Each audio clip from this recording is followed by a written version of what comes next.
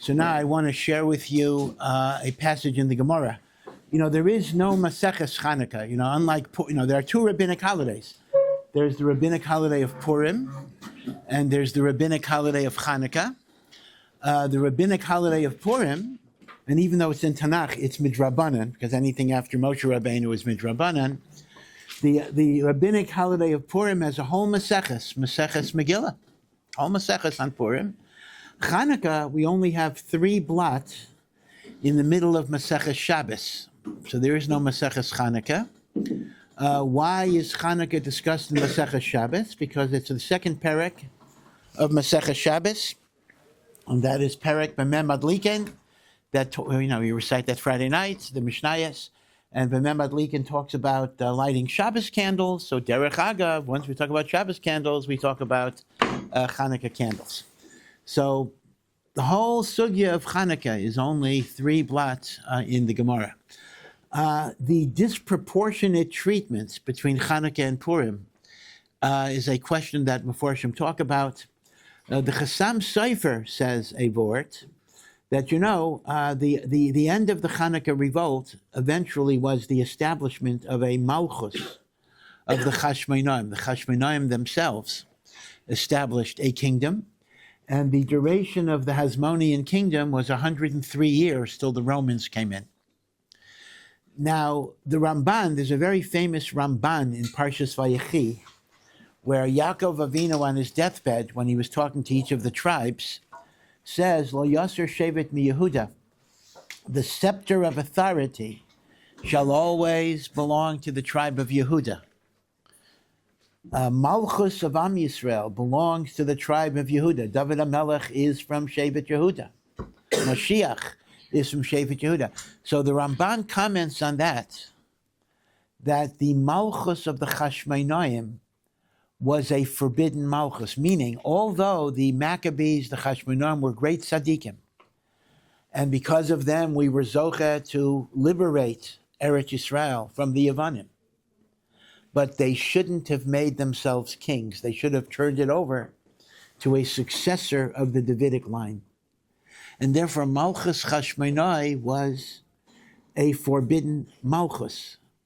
And that is why the Ramban writes, historically, the Gemara in Kedushin says, Malchus Chashmonai was totally exterminated. Ad Kedei Kach, by Herod and the like. Ad Kedei Kach, that the Gemara says, anyone who says he is from the Hasmonean descent can only be a slave, can only be an Eved. There literally were no surviving line of the Chashmonaim. And the Ramban says, because that Malchus was Ba'avera. Again, be sure you understand this. The Ramban is not at all critical of the Maccabees and the Hashmoneans in overthrowing the Yevanim. In fact, the Ramban says they were Chasidei Elyon. They were pious people of the highest Madrega.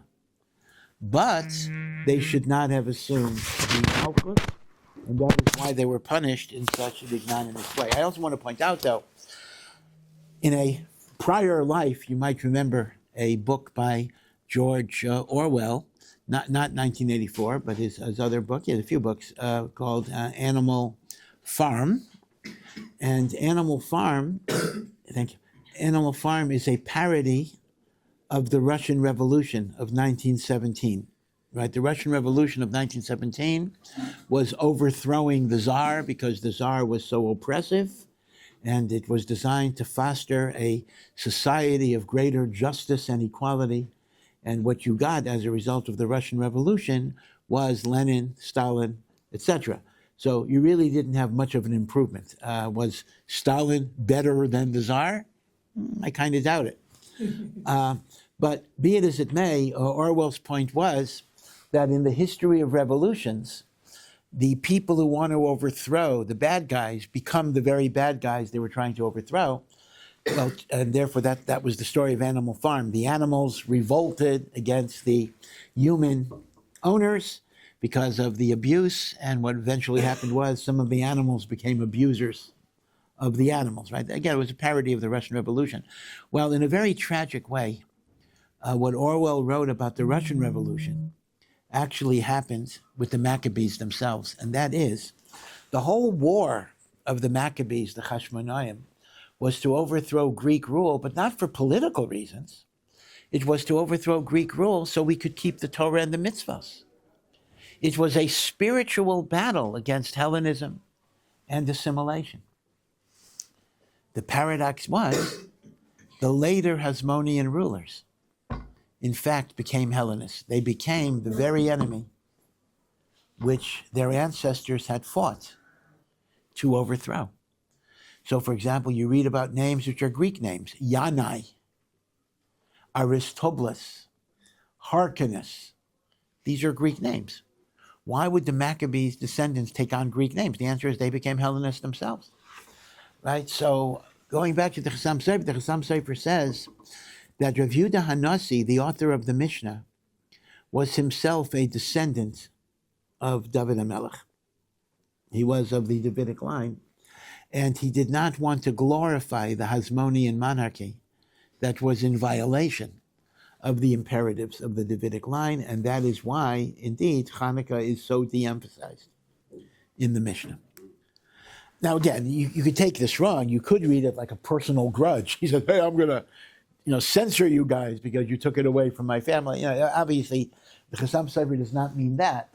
But it means there was a theological religious point not to glorify the Hasmonean rulers.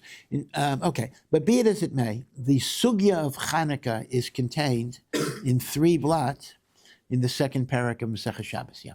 Besides the Mishnah, were there other Tanaic sources that maybe did mention Hanukkah? Oh, yeah. Well, the Mishnah does mention Hanukkah very, very briefly. And Megillas Tanis, which was written 100 years before the Mishnah, gives you the Hanukkah story. But even then, it's 1 paragraph.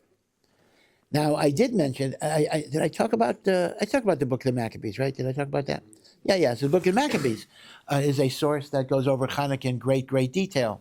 But that's a historical book. That is not a sacred book. That is not a holy book per se.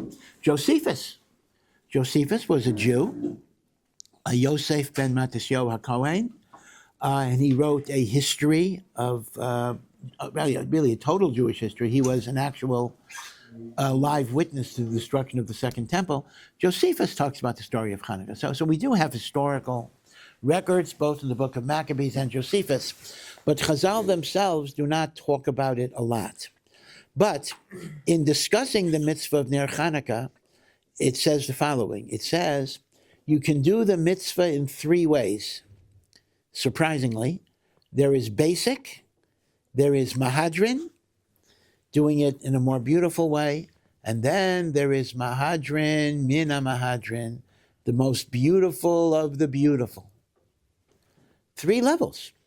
Sounds like restaurant hashgachas, right? There's basic rabbanut, and there's mahadrin, or muhuderet we'll call it, the middle one, and mahadrin, mina mahadrin. So what are the 3 levels? So I'm going to go from lower to higher. Lowest level is only 1 candle for your entire household every night, meaning putting aside the shamish, which is just an extra candle to give you light. That actually means, let's assume I have a family of 10 people, including me. If all we do is light 1 candle every night, we are yotzei the basic mitzvah. 1 candle every night. I've never heard of anyone doing that, but you are yotzei the mitzvah with 1 candle every night. Mahadrin, you want to do the mitzvah in a more beautiful way? So you light 1 candle for every member of your household. That's still not what we do. That would mean if I have a household of 10, night 1, I do 10. Night 2, I do 10, meaning every night it'll be the same number. It's just 1 candle multiplied by the members of your household. That's still not what we do. Level 3, highest level, which is called Mahadrin, Min HaMahadrin.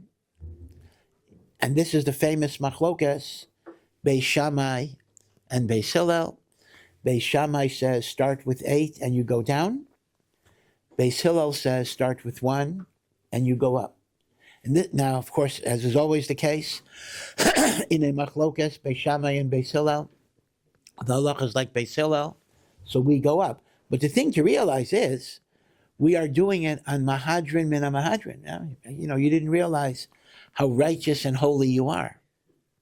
I knew it, but maybe you didn't realize it. Meaning, people sometimes say, oh, I don't need to be a big tzaddik. I'll just do the basic halacha. I don't have to do all of these hidurim.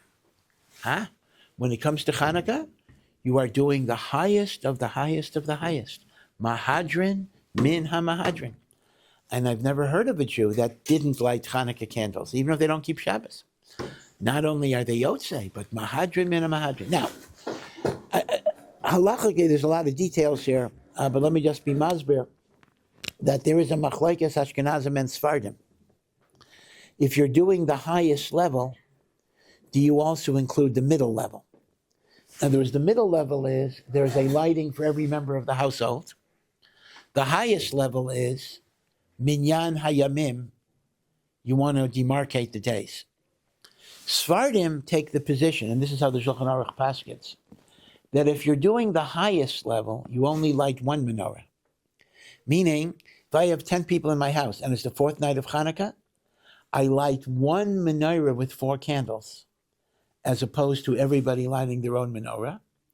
And the reason is, because if the point is to make it very clear what night of Hanukkah it is, the problem's going to be if there are 50 candles burning, people will not really know always what night it is. So for Sephardim, the minhag is, based on Rav Yosef Karo, which is really based on Tosos and Masechah Shabbos, that only one menorah is lit. Right? So you're a Sephardi, you have, let's say, whatever it is, your wife and 8 children, only one menorah is lit. The other kids, even if they're bar mitzvah, do not light their own menorah, because if you're doing highest level, you don't do middle level. That is Sephardim. In fact, Rav Ovadia takes it even further. Rav Ovadia says, this is not only true if you're at home with your parents, but even if you're here. According to Rav Ovadia, this is quite amazing. You're a Sephardi learning here. Your parents are lighting Neiros Hanukkah in Los Angeles. You don't light your own menorah here because you're yotzei with the Neiros that your parents are lighting in Los Angeles. Now that's a big extension. The Shulchan Aruch is not directly talking about that. The Shulchan Aruch is talking about the kids are at home with their parents. They're yotzei with their parents or their father. Rav Ovadia applies it even to remote. Okay, now this is Sephardim. The Ramah, who is the posek for Ashkenazim, says that if you're doing the highest level, you also incorporate the middle level. And that is, when you light according to the number of days, you also multiply that by the number of people in your house. So therefore, according to the Ramah, let's say tonight is the fourth night of Hanukkah. If we have 10 people in the house, well, in a second I'll talk about how you count the people. That's another question. But the basic idea was every person, we'll talk about every person in a moment, every person lights a menorah of 4 candles. In other words, the highest level also includes the middle level. Like the middle level was every person, and the highest level is according to the days. Now, for Ashkenazim, there are some uncertainties. What do we mean everybody has their own menorah? First of all, husband and wife. Does that mean husband and wife should light 2 separate menorahs? Well, some opinions actually say yes, but the prevailing custom is not. The prevailing custom is, even among Ashkenazim, husband and wife only have one menorah, based on the principle of ishto kegufo, that a wife and a husband are considered to be one person. Okay. But what about the kids? So let's take a simple situation. If the kids are bar mitzvah or bas mitzvah, then they should have their own menorahs for sure. Okay, bas mitzvah, bar mitzvah, boys and girls should have their own menorahs.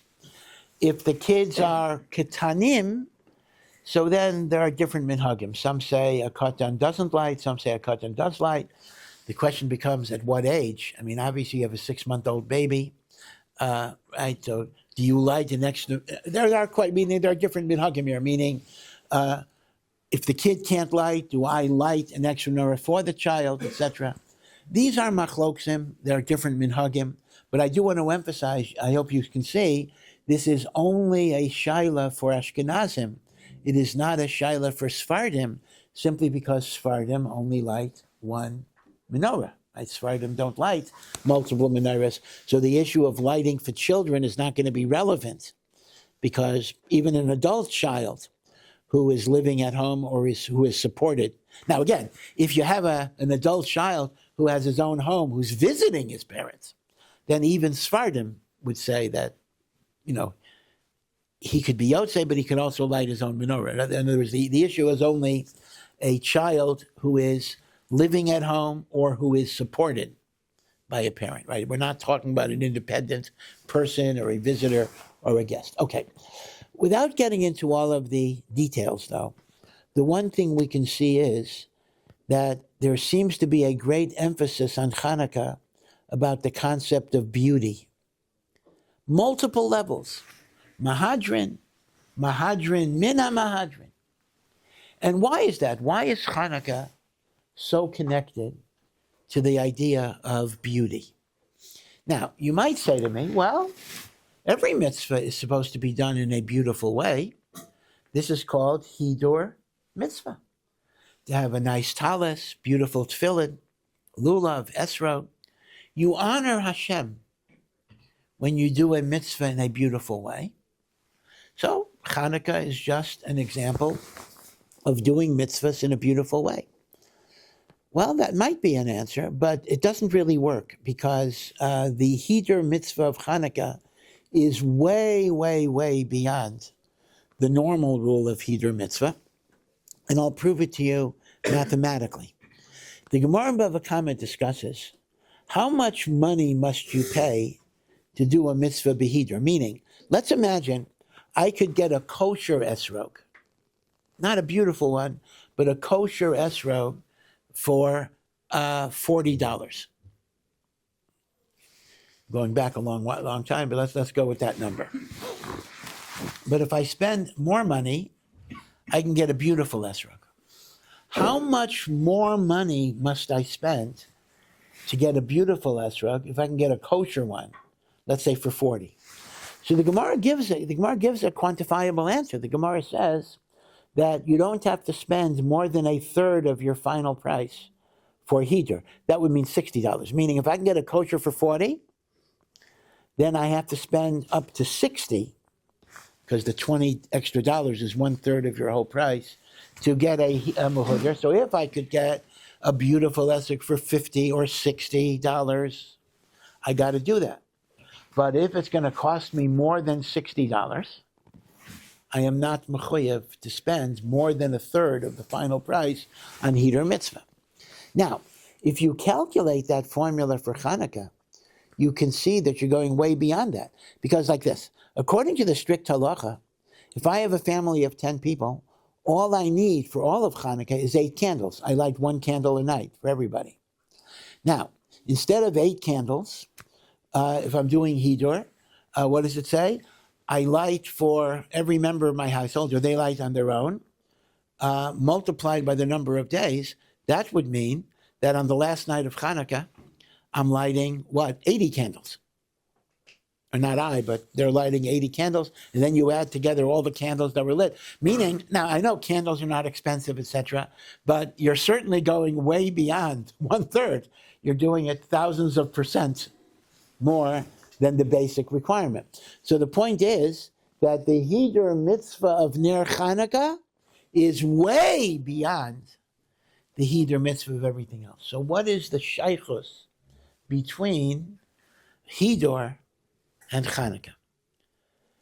So I'm going to give you three answers.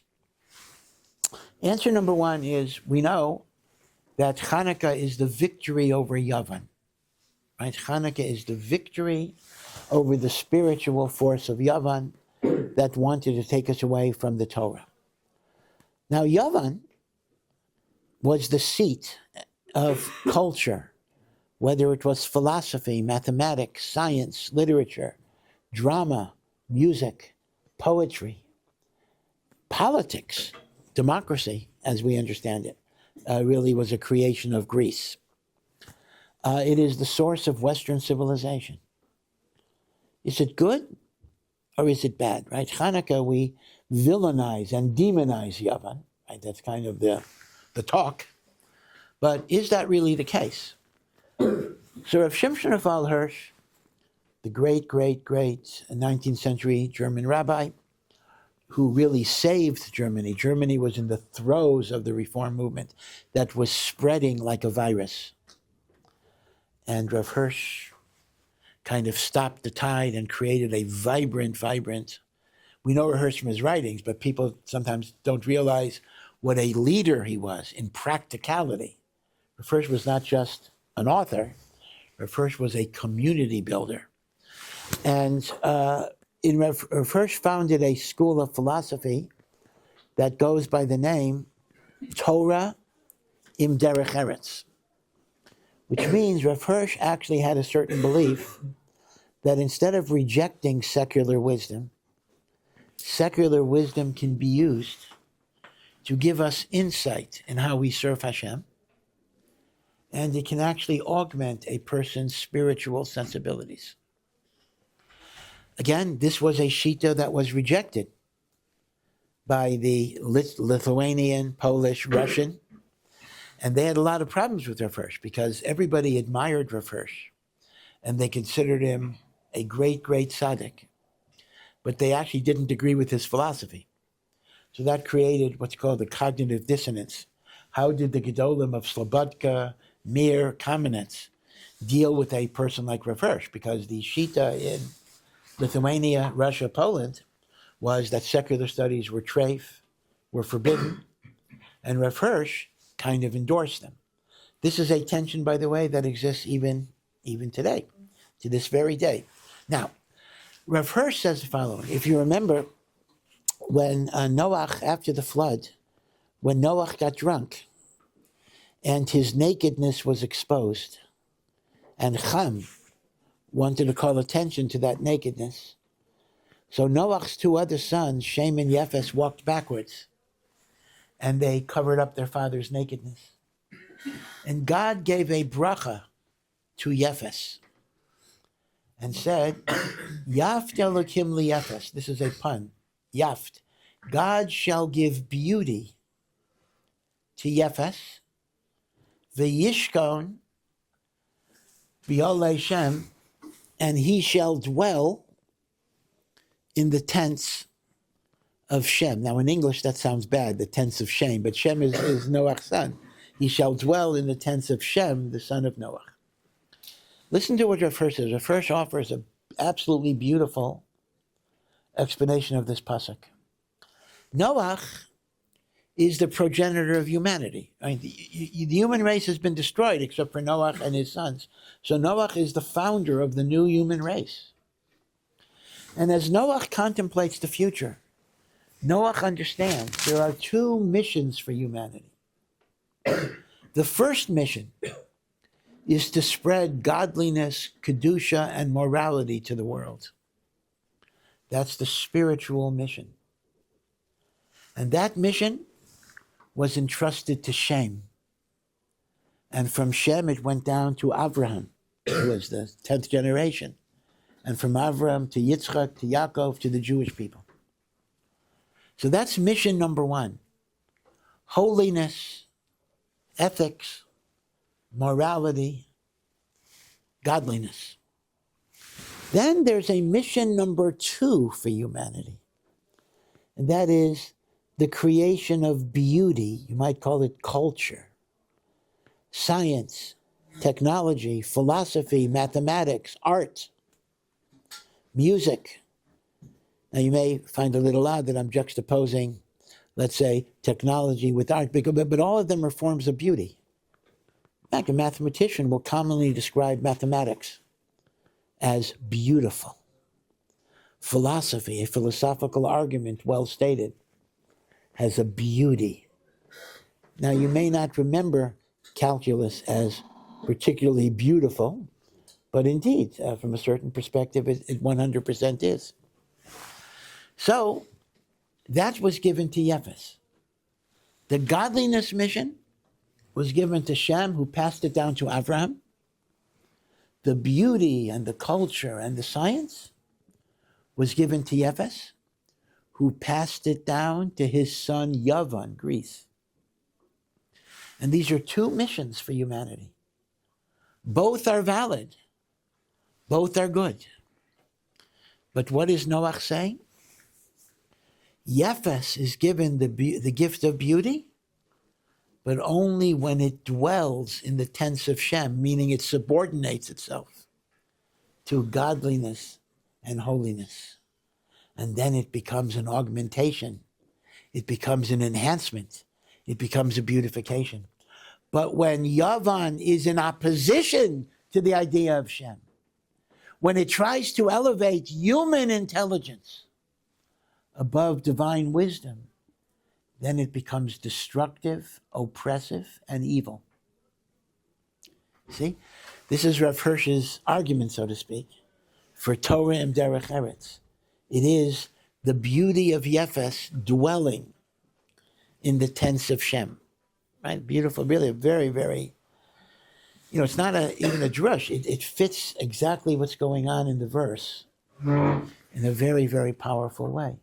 Torah im derech eretz. So now, let's consider this. Hanukkah is the victory over Yavan. But what does it mean to be victorious over Yavan?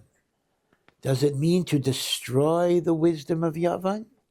Like the way the Taliban, came in and destroyed all of that art from hundreds of years ago?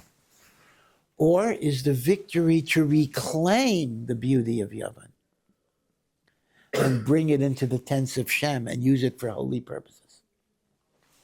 True victory is not to destroy what Yavan represented, but to recapture it and utilize it for the service of God. And that's why Hanukkah has such a focus on beauty, because beauty is the province of Yavan. And the victory over Yavan does not involve a repudiation of that beauty. It involves a recapture of that beauty to bring it into the tents of Shem. And therefore, it's a model, it's a metaphor. It's not, I don't just mean the physical beauty of a lot of candles, but the whole idea of culture, of science, of literature, of music, of art.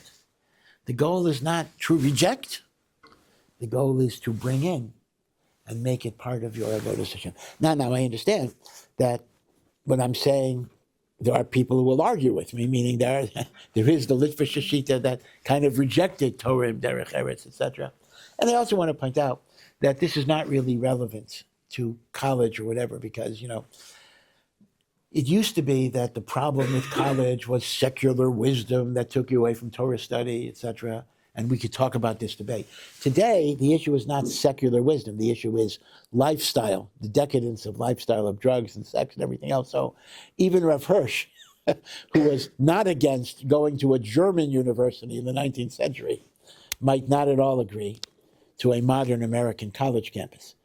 A German university, you had to wear a tie and, whatever it would be. There was no drinking on campus, for sure, etc. In fact, there's a whole story with Soloveitchik. It's interesting. University of Berlin, at a certain point in the 20s, attracted a number of very, very chashuva people.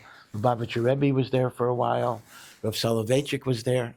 And their tenures overlapped. So Rav Soloveitchik used to say that he knew the Rebbe before he was Rebbe. The Rebbe was a college student at the University of Berlin.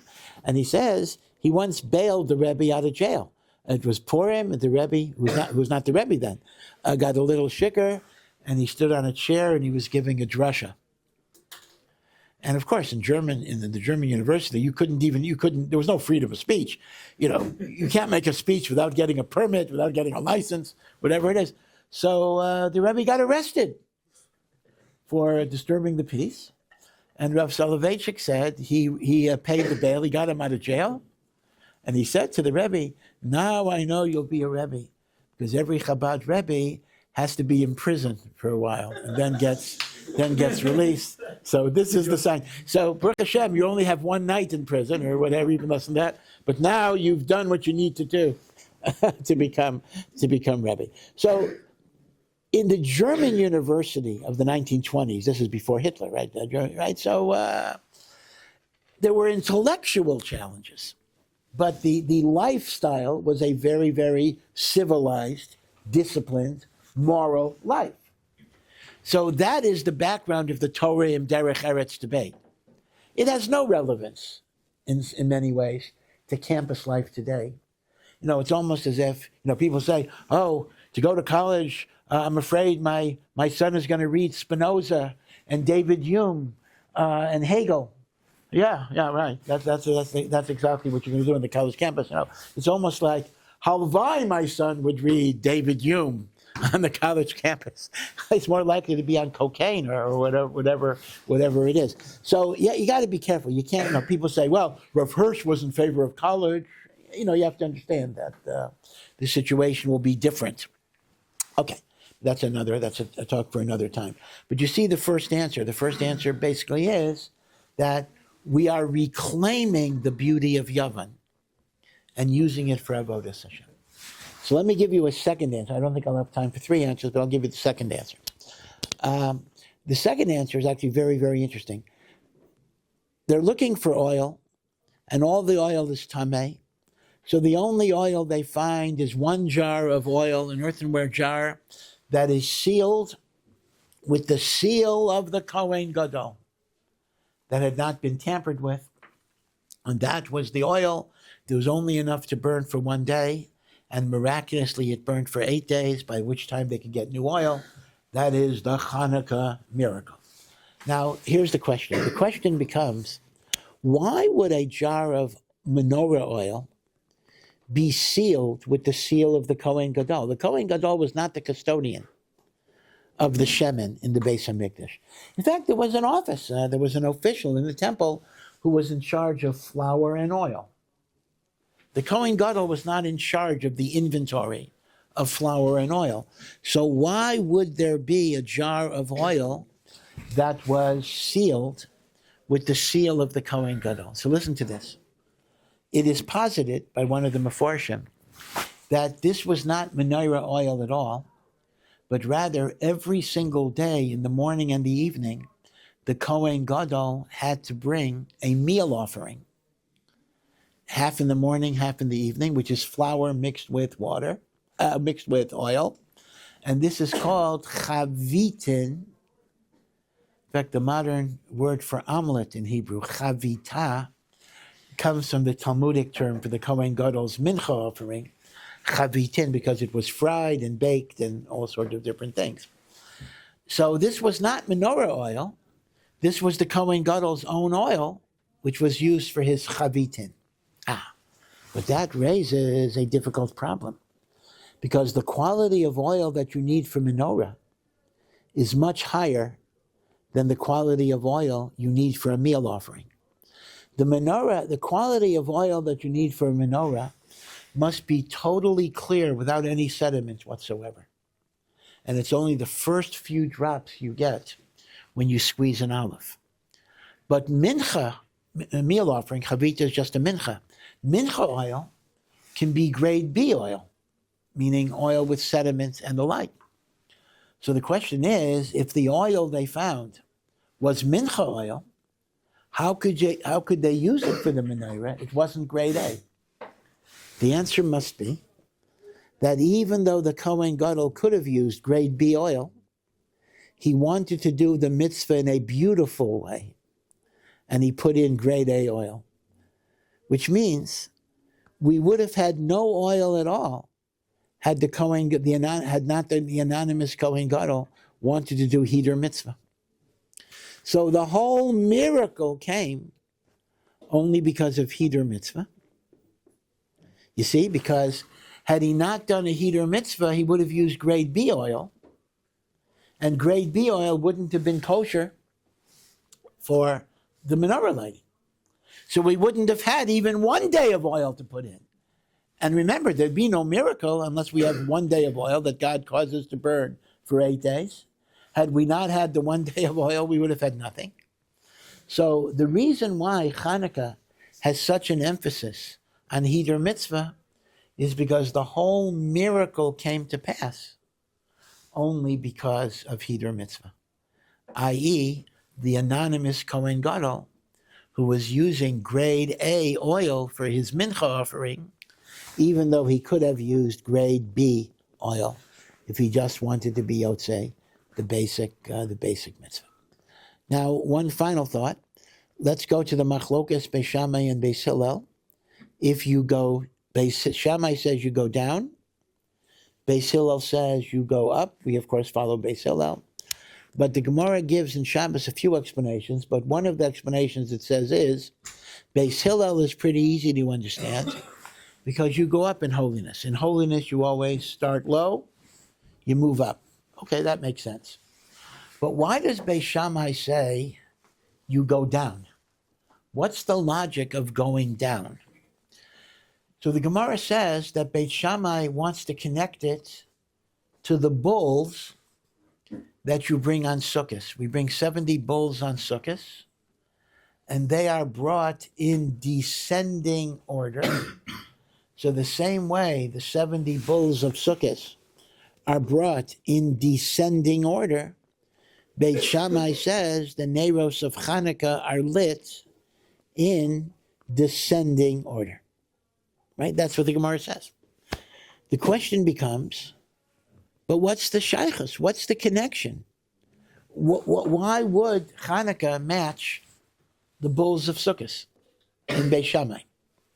So the Sfas Emes says a very beautiful insight. Why do the bulls of Sukkot go down? Because they represent the 70 nations of the world. They add up to 70, 13, 12, the Purim add up to 70, and they go down to indicate that as we approach the Mashiach, as we approach the redemption, their power will be weaker and weaker and weaker till it finally disappears. So therefore, the Parei HaChag represents the diminution of evil that is external to us, that the kochos of Ra become diminished. So the Sfas Emes says that according to Beis Shammai, the same way that the Parei HaChag represent the evil that's outside of us that gets diminished, the Neros of Hanukkah, the fire, represents our neshamos, in which we have to eradicate the evil that's within us. You burn it away. The metaphor of fire is that which burns and destroys. And what are you working with? I have bad midos, I have averos, I have defects of my personality. I surgically focus on them to try to make myself a better person. That's the trajectory of attacking internal evil. And hopefully, if you're successful, it'll be less, meaning you start off with a lot of stuff you got to work on, and as you conquer each target, it gets diminished. So the idea of Parei HaChag is the weakening of external evil, and the Neros of Hanukkah is burning away the internal evil. So you perfect yourself gradually. What is Beis Hillel's argument? Beis Hillel's argument is that it is best not to focus on the dark corners of our personalities. Because if I focus on my darkness, I focus on my failures, I focus on my weaknesses, I focus on my defects with the intention of rectifying them, what sometimes happens is I get caught in a morass of sadness and depression and despondency and yish, giving up hope. And therefore Beis Hillel says, instead of attacking evil, generate light. The best way to fight darkness is not by focusing on the darkness. The best way of fighting darkness is by generating light. And therefore, instead of burning away the evil, generate light and warmth, and the evil takes care of itself. And that's why you go up. Meaning, both are focusing on looking at the candles as a metaphor for character development. But is the character development focusing on your negatives and working on them? Or is it to not think about the negatives that much and focus on your positives and build yourself up from a position of strength. Now, it's very, very tempting, and this is going to be a tremendous oversimplification, to basically say that according to the Sfas Emes, the machlokas Beis Shammai and Beis Hillel is the machlokas between Musar and Chasidus. The Musar movement specifically requires a person to be very introspective, to focus on every microscopic flaw, be honest, work on it, etc.